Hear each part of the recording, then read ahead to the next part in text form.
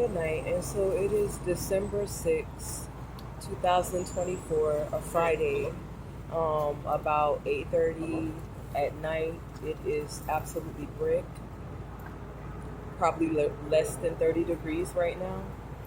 But I was absolutely inspired to sort of post this video um,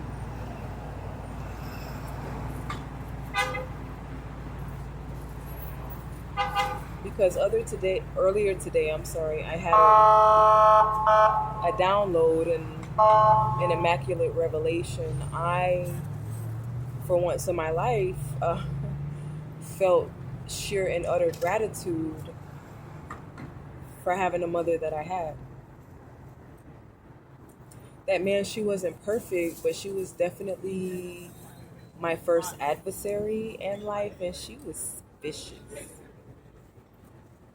She wasn't nothing to play with. And in the ways that she was with me is so much of what prepared for me what it would take, the fortitude, um, the discipline, the fight that it would take for me to even exist in a city like this, but more importantly, to survive systems like the shelter system. With the things that I went through there, I want to reserve for a book and to basically write about. But whenever I'm asked, I'll mention some of those things to people, and they wonder how I'm still sane. And to me, I always say, coming up in the household in which that I did, I was around so much insanity, honey, it became a normalcy. Um, and I learned how to deal with some of the most difficult of personality right at home and in my family. You see, as a young girl, there was so much that we were not taught, and really not, so many things that were not being talked to with us, talked about with us. And I speculated that probably from 9 or 10 years old.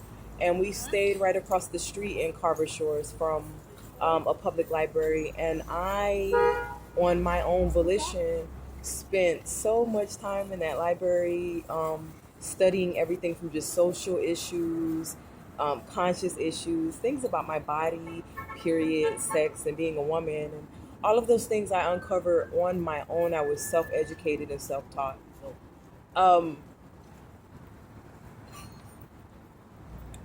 and so, I say all of that to say those earlier experiences gave me a foundation that I can be in the most insane asylum and remain balanced and in my right mind somehow.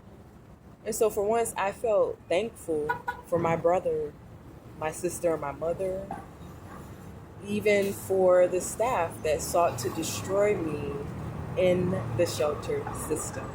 Because without those experiences, let's say for instance, I just came out to New York to live and I decided to skip over that part, I would never have the fortitude, the calculations, the bag of tricks in which I do, to take on the things which I have and continue to.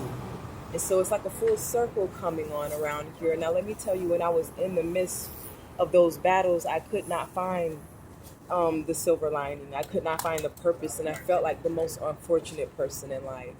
But I guarantee you that with the things that we go through, there's always a reason that we are going through them. And when we find ourselves where we are inevitably to be in life, you develop the most divine and deep gratitude for those experiences.